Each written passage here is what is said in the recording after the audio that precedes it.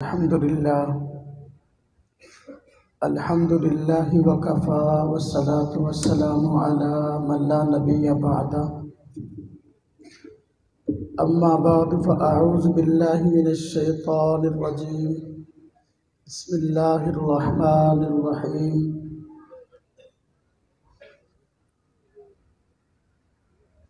من يطع الرسول فقد أطاع الله. قال النبي صلى الله عليه وسلم: الدال على الخير كفاعله. اللهم صل على محمد وعلى آل محمد كما صليت على إبراهيم وعلى آل إبراهيم إنك حميد مجيد. اللهم بارك على محمد وعلى آل محمد كما باركت على إبراهيم وعلى آل إبراهيم إنك حميد مجيد. اللہ تبارک و تعالیٰ کا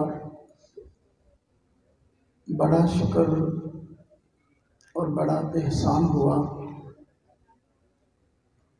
کہ اس نے ایک مرتبہ پھر زندگی میں احادیث کی کتب پڑھنے کی اور پڑھانے کی توفیق عطا فرمائی.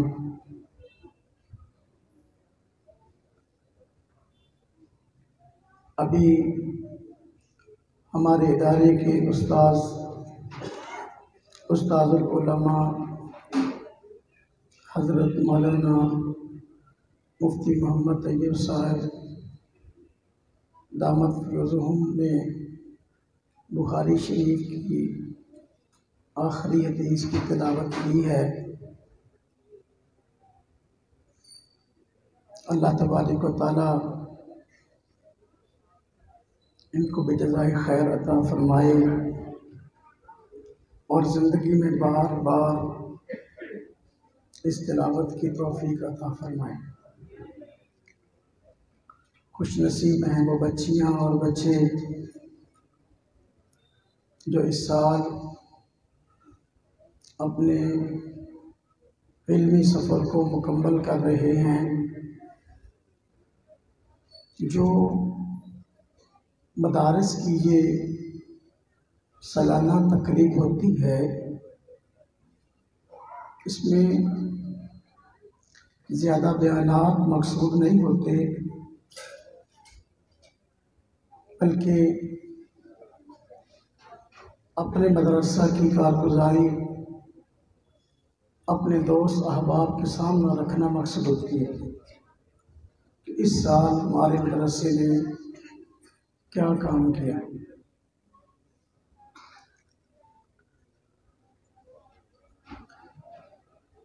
حدیث کے پڑھنے اور پڑھانے کا مشغلہ یقیناً بہت مبارک اور اللہ تبارک و تعالیٰ کے ہاں بہت مقام رکھتا ہے. ہمارے بہت سے دوست، ہماری مائیں، ہماری بہنیں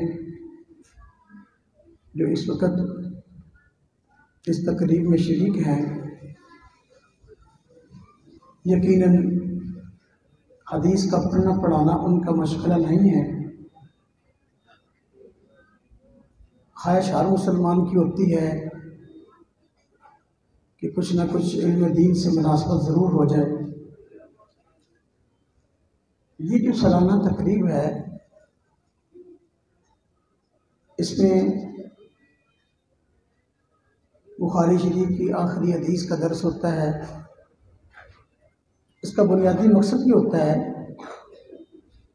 کہ ہمارے جو دوست احباب، ہماری مائیں بہنیں جو حدیث کے پڑھنے پڑھانے کا شوق رکھتی ہیں لیکن اپنی کسی مصروفیت اور مجبوری کی وجہ سے باضابطہ علم دین حاصل نہیں کر سکتی، تو ہماری کوشش ہوتی ہے ابھی اس سالانہ تقریب میں بخاری شریف کا آخری درس ہو جائے کسی نہ کسی درجے میں یہ برکات ہمارے ان دوستوں کو، ہماری ماؤں کو، ہماری بہنوں کو بھی حاصل ہو جائیں جو مستقل قرآن اور حدیث کے پڑھنے پڑھانے کی مشغولیت میں نہیں ہے۔ ان کو گویا ان برکات میں شریک کرنا مقصود ہوتا ہے، ثواب میں شریک کرنا مقصود ہوتا ہے۔ اللہ تبارک و تعالیٰ نے ہم سب پہ بڑا کرم فرمایا، مشغولیت کے اس دور میں کچھ دیر کے لیے دین کی بات سننے کی توفیق عطا فرمائی۔ میں اپنے ان تمام ماؤں اور بہنوں کا شکریہ ادا کرتا ہوں جو سینکڑوں کی تعداد میں پیچھے گراؤنڈ میں موجود ہیں، ہمارے بھائی، ہمارے دوست جو اس مصروفیت سے ٹائم نکال کر تشریف لائے۔ علماء کرام کی ایک بہت بڑی مشاہد کی تعداد سٹیج پر موجود ہے، میں ان سب کا بھی شکریہ ادا کرتا ہوں کہ انہوں نے ہماری اس تقریب میں آ کر ہماری محفل کو رونق بخشی۔ اللہ تبارک و تعالیٰ دنیا اور آخرت میں سب حالات کو اس کا بہتر سے بہتر اجر عطا فرمائے۔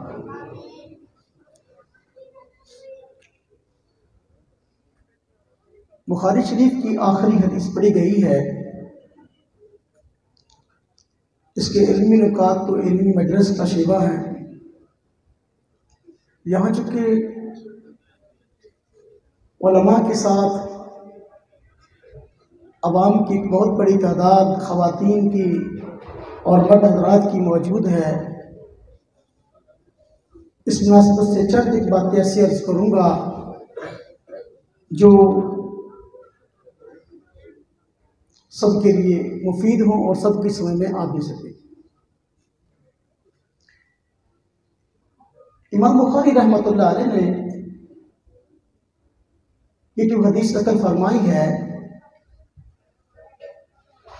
اس سے پہلے ایک چیپٹر قائم کیا جس کو ہم اپنی اصطلاح میں باب کہتے ہیں، ایک عنوان قائم کیا ہے۔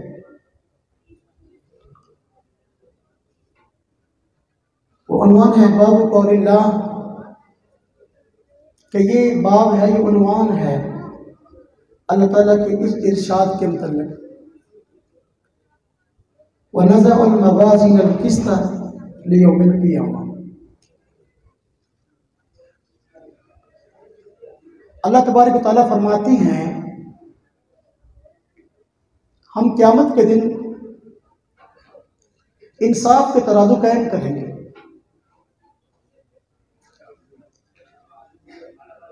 امام بخاری رحمۃ اللہ علیہ نے یہ چیپٹر قائم کیا، پھر آگے حدیث لائے ہیں۔ مقصد یہ ہے کہ قیامت بھی برحق ہے اور قیامت کے دن واقع ہونے والے احوال اور واقعات بھی برحق ہیں۔ قیامت برپا ہوگی، اس کے بعد میدان حشر لگے گا، ہم سب نے ہی بارگاہ الہی میں حساب و کتاب کے لیے پیش ہونا ہے اور اپنے کیے کا حساب دینا ہے۔ یہ ذرا خاموشی کیا کریں، مجمع میں یہاں بھی خواتین میں بھی حدیث کا درس ہو رہا ہے، آپس میں باتیں یہ مناسب نہیں ہیں، خاموشی کے ساتھ بیٹھیں۔ کسی نے کوئی ضروری بات کرنی ہو تو دوسرے کے کام نہیں کر سکتا۔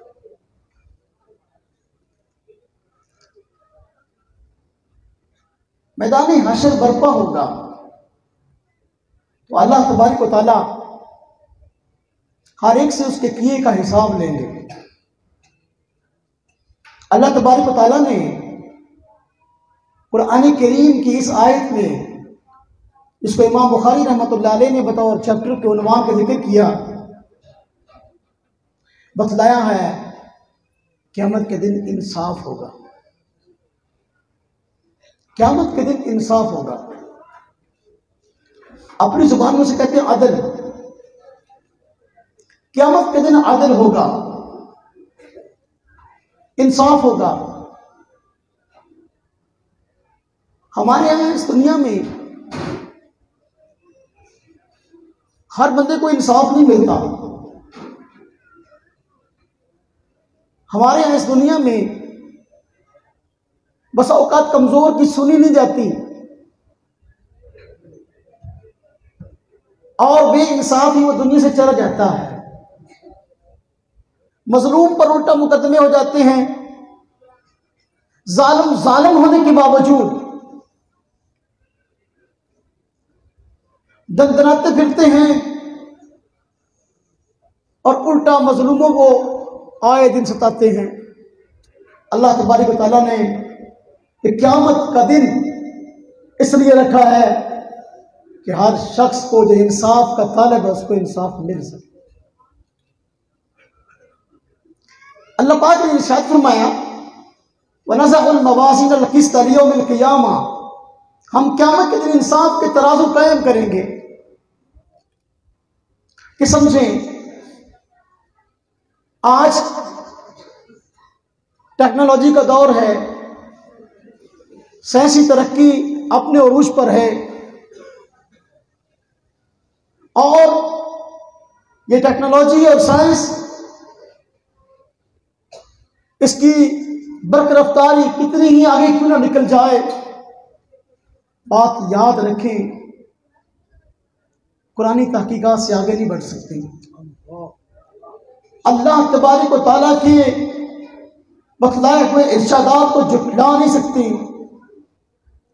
آج ملحدین کی ایک جماعت جو اللہ تبارک و تعالیٰ پر ایمان نہیں رکھتی، جیسے وہ اللہ کی بذات کو جھٹلاتے ہیں ایسے ہی وہ کہتے ہیں قیامت پر پانی ہوگی، کوئی حساب و کتاب نہیں ہوگا. اللہ پاک نے فرمایا ہے قیامت کے دن ہم انصاف کے ترازو قائم کریں گے، یعنی ایسے ترازو قیامت کے دن آئیں گے، اللہ تبارک تعالیٰ ان کو وجود بخشیں گے کہ ان ترازوؤں کے ذریعے سے لوگوں کے اعمال تولے جائیں گے. آج ملحدین کہتے ہیں کہ جی ہماری عقل میں نہیں آتا کیونکہ ایسا ترازو ہو جس میں اعمال کو تولا جا سکے، ہماری عقل نہیں مانتی کوئی ایسا ترازو ہوگا، لہذا اعمال کا تولے جانے والا یہ معاملہ بالکل غلط ہے. ہم کہتے ہیں بھائی یہ جو تمہاری عقل ہے یہ اللہ تبارک تعالیٰ کی مخلوقات میں سے ایک مخلوق ہے اور اس عقل کا ایک بہت چھوٹا سا دائرہ کار ہے، اس کی بہت محدود لمٹ ہے، اس کے اندر وہی چیز آ سکتی ہے اور وہی چیز سما سکتی ہے جو اس کی پہنچ تک ہو. اور یہ بات یاد رکھیں ہمیں ان معاملات کا علم وحی کے ذریعے ہوا ہے اور جہاں عقل کی انتہا ہوتی ہے وہاں وحی کی ابتدا ہوتی ہے. لہذا وحی کے معاملات کو محض عقل کے ذریعے نہ پرکھیں، عقل میں نہیں آتا تو انکار نہ کریں، اپنی عقل کا قصور تصور کریں. اب دیکھیں وقت گزرنے کے ساتھ ساتھ یہ اعتراض بالکل بوتا ہوتا جا رہا ہے کہ قیامت کے دن اللہ تبارک و تعالیٰ ترازو کیسے قائم کریں گے، اتنے بڑے بڑے ترازو کہاں سے آئیں گے کہ جس سے اعمال تولے جائیں. آج وقت گزرنے کے ساتھ ساتھ یہ باتیں خود دم توڑ رہی ہیں. آج دیکھیں سردی کا موسم ہے، درجہ حرارت کیا ہے، ہاں جی سردی کا لیول کیا ہے. پہلے اس کو تولنے کے لیے اس کو ماپنے کے لیے کوئی آلات نہیں تھے اور انسانی عقل میں نہیں آتا تھا کہ کوئی ایسا آلہ ایجاد ہوگا، کوئی ایسا ترازو ایجاد ہوگا جس کے ذریعے ہم سردی کا لیول تول سکیں گے. گرمی ہے، جون جولائی کے مہینے میں شدید گرمی پڑتی ہے، سورج کی شعائیں سیدھی انسان کے سر پہ پڑتی ہیں، گرمیوں میں یہ جو شعائیں ترچھی پڑتی ہیں. گرمی کے موسم میں کس علاقے میں گرمی کس لیول کی کس درجے کی ہے اس کو تولنے کے لیے آلات ایجاد ہو گئے. اور جو وہ رپورٹ دیتے ہیں آلات ان کو سب لوگ تسلیم کرتے ہیں۔ بتا دیا گیا بھی گرمی ہے، جولائی کا موسم ہے، فیصل آباد کا درجہ حرارت اس وقت 48 ہے، کوئی نہیں کہتا میں نہیں مانتا، میری عقل میں نہیں آتا، یہ 48 نہیں یہ 40 ہوگا، بلکہ جو ہے یہ 70 ہوگا، کوئی مانتا ہی نہیں، کوئی انکار نہیں کرتا، سب لوگ مانتے ہیں۔ تو یہ کیا وجہ ہے کہ قیامت کے دن جو اعمال تولے جائیں گے اللہ تبارک و تعالیٰ اس کی ترازو قائم کریں گے، اس کا انکار ہو رہا ہے؟ جس طرح اور مختلف اشیاء کو تولنے کے لیے آج آلات برآمد ہو رہے ہیں، آلات ایجاد کیے جا رہے ہیں، وقت گزرنے کے ساتھ ساتھ اللہ تبارک و تعالیٰ یہ بندوں کے سامنے ظاہر بھی فرما دیں گے کہ بھئی اعمال کیسے تولے جائیں۔ میرے بھائیوں، میرے دوستوں، میرے عزیزوں، قیامت سے پہلے جو کام ہونے والے ہیں وہ سارے عجیب ہیں، سارے عجیب ہیں، وہ دور ہی عجائبات کا ہوگا۔ ابھی آج دیکھیں جس دور سے ہم گزر رہے ہیں یہ دور عجائبات کا ہے۔ جو آج سہولیات ہمیں میسر ہیں، جو آج ایجادات موجود ہیں، ہم سے پہلے 100 سال جو لوگ گزرے ہیں، 100 سال پہلے انہوں نے ان چیزوں کا تصور بھی نہیں کیا تھا۔ اگر ان چیزوں کا آج جو موجود ہیں ان کے سامنے تذکرہ کیا جاتا تو وہ کہتے جھوٹ ہے، ہم نہیں مانتے، ادھر آپ ٹوٹی چلائیں پانی گرم آئے گا، ہم نہیں مانتے کہ بھائی ایک پورے کمرے کو ٹھنڈا کرنے والی مشین ہے، بٹن دباؤ تو کمرہ ٹھنڈا، ہم نہیں مانتے ایسا ہوگا۔ پہلے لوگ نہیں مانتے تھے لیکن آج مان رہے کہ نہیں مان رہے۔ اللہ پاک نے قیامت سے پہلے قیامت کی نشانیاں رکھی ہیں، قیامت کی جو بڑی بڑی نشانیاں ہیں نا، اگر آپ ان کو دیکھیں وہ ساری کی ساری عجیب ہیں، ساری کی ساری عجیب ہیں۔ قیامت کی بڑی نشانیوں میں دیکھیں حضرت امام مہدی علیہ رضوان کا تشریف لانا۔ امام مہدی آئیں گے، دنیا پہ حکمرانی کریں گے۔ آج کل بندے کے اندر یعنی کتنا ہوگا ایک بندہ سر تو حکمرانی کر لے، عجیب ہے۔ سیدنا عیسیٰ علیہ السلام آسمان سے تشریف لائیں گے، فرشتوں کے پروں پہ ہاتھ رکھے ہوئے ہوں گے، لوگ اپنی آنکھوں سے دیکھیں گے عیسیٰ علیہ السلام آسمان سے آ رہے ہیں۔ کیا یہ عجیب ہے کہ نہیں؟ دجال آئے گا، پوری دنیا کا چکر لگائے گا، شوکتہ بازیاں دکھائے گا، پوری دنیا کا اس کا چکر لگانا، شوکتہ بازیاں دکھانا، خدائی کا دعویٰ کرنا، یہ عجیب ہے۔ لیکن اس وقت لوگوں کو عجیب نہیں لگے گا۔ یاجوج ماجوج قرب قیامت ان کا آنا قرآن کریم میں اللہ پاک نے بیان کیا ہے۔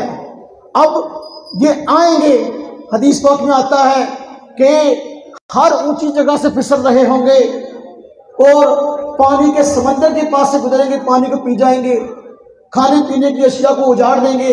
اب کوئی ایسی مخلوق کہ بیک وقت نکلے اور نکلنے کے بعد تباہی مچا دے، سمندر کا پانی تک پی جائے، یہ عجیب ہے، لیکن اس وقت عجیب نہیں لگے۔ دابت الارض کا نکلنا، ایک ایسا جانور جس کی شکل، بلکہ شکل کیا، اس کے جسم کا ہر حصہ الگ الگ جانور سے ملتا ہوگا، وہ نکلے گا، صفا پہاڑی پھٹے گی، وہاں سے پھر وہ چکر لگائے گا، اچھے اور برے لوگوں میں امتیاز کر دے گا، جس کا نکلنا عجیب ہے لیکن اس وقت عجیب نہیں لگے گا۔ سورج مشرق سے نکلتا ہے، قرب قیامت مغرب سے نکلے گا، یہ عجیب ہے لیکن اس وقت عجیب نہیں لگے گا۔ یہ پہاڑ جو اپنی مضبوطی میں مشہور ہیں، جب قیامت آئے گی روئی کے پھایوں کی طرح، روئی کے گالوں کی طرح اڑتے پھریں گے، یہ عجیب ہے لیکن اس وقت عجیب نہیں لگے گا۔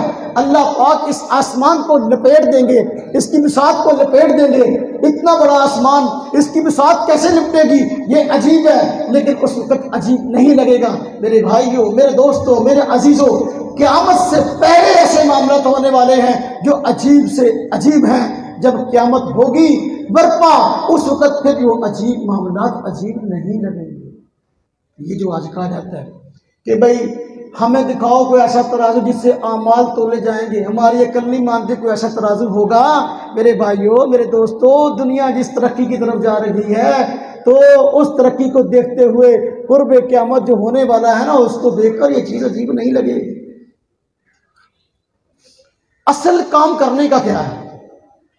اصل کام کرنے کا یہ نہیں کہ بندہ کبھی وہ ترازو کے جمع ہوگا وہ ترازو کداں ہوئے گا، اللہ میاں اعمال کداں تلواؤ گے ہوتے، ایک اور کرن دی لوڑ نہیں، ساڈا کام نہیں ہے۔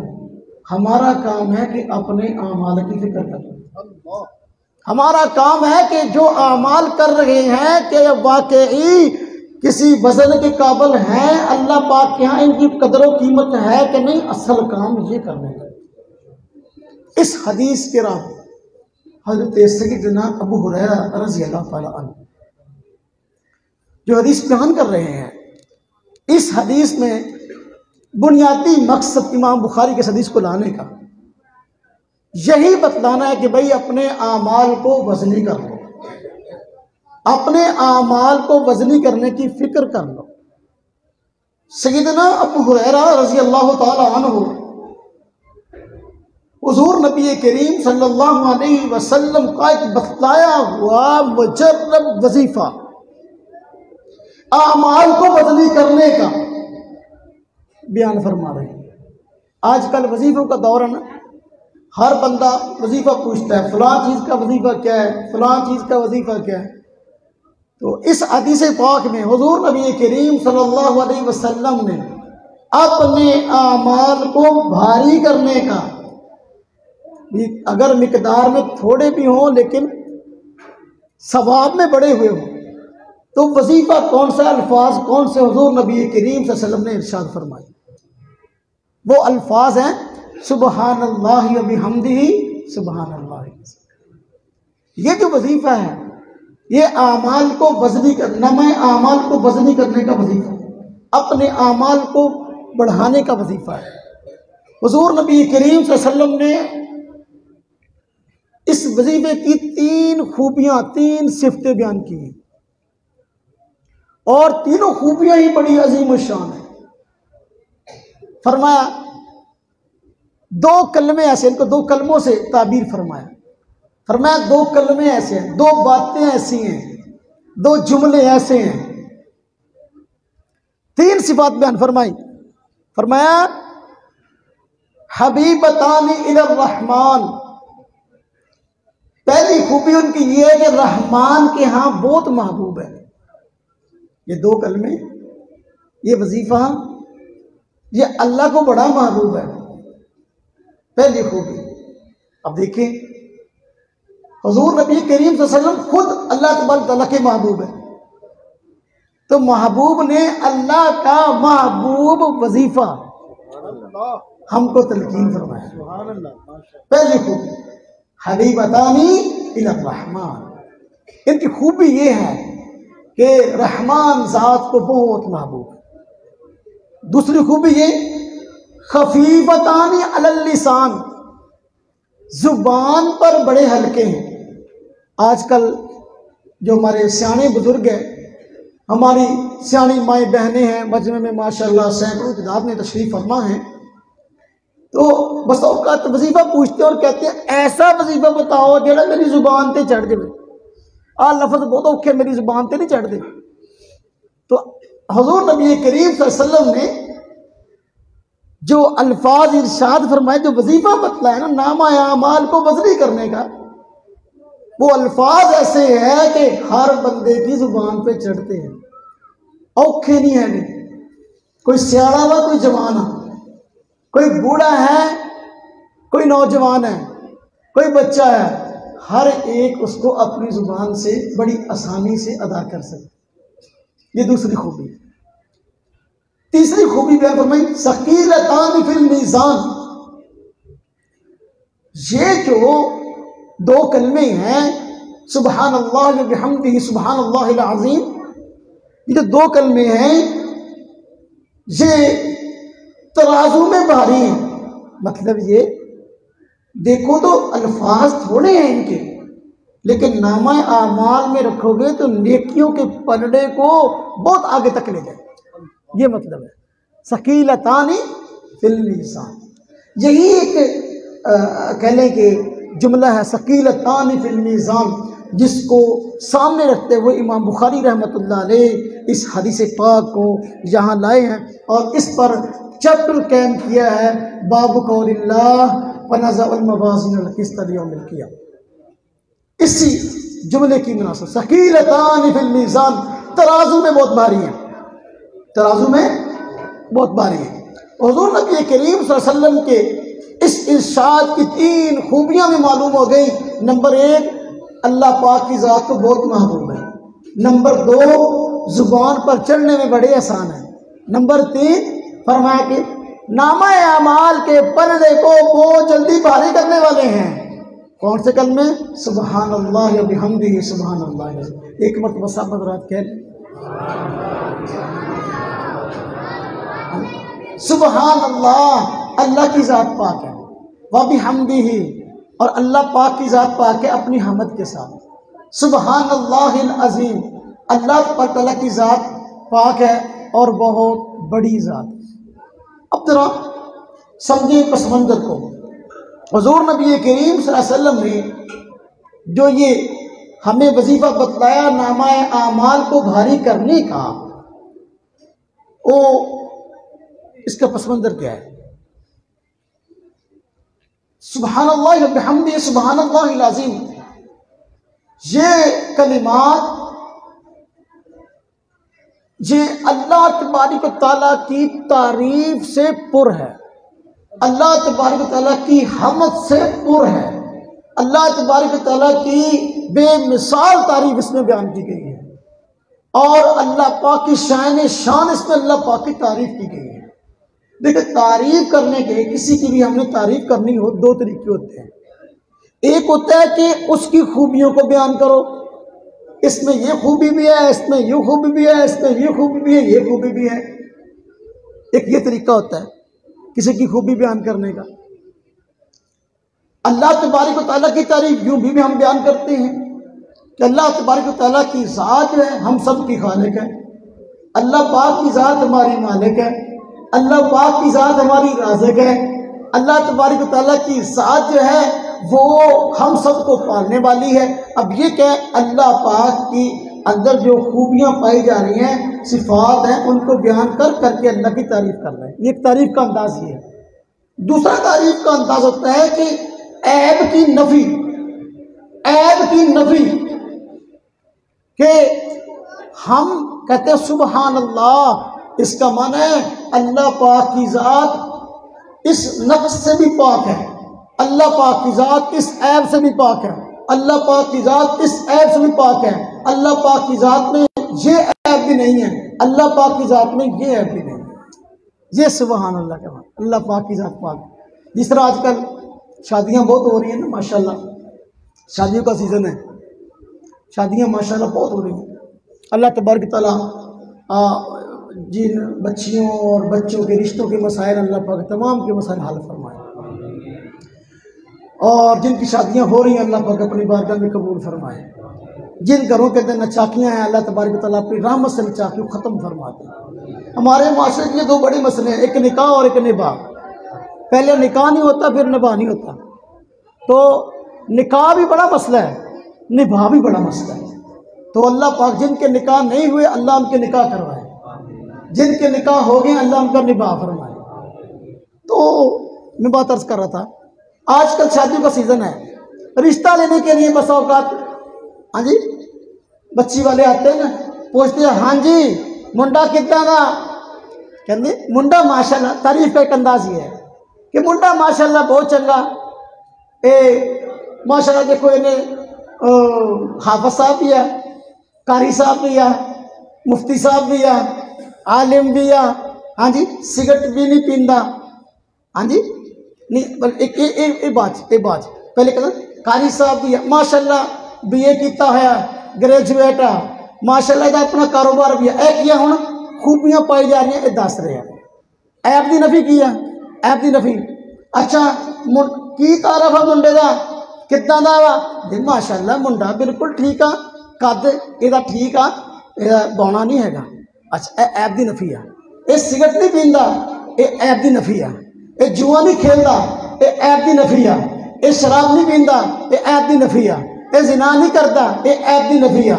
یہ بہنی اٹھنی خراب نہیں، یہ عیب دی نفی ہے۔ یہ تعریف کرنے کے 2 انداز ہیں، ایک ہے کہ ایسا ہے ایسا ہے ایسا ہے، دوسرا ہے کہ ایسا بھی نہیں ایسا بھی نہیں ایسا بھی نہیں۔ رب تعالیٰ کی ذاتیات 10 ہر طرح کی تعریف کی مستحق ہے الحمدللہ۔ اس کا معنی ہر قسم کی تعریفیں اللہ تبارک تعالیٰ کی ہیں، اللہ تبارک تعالیٰ کے لیے ہیں۔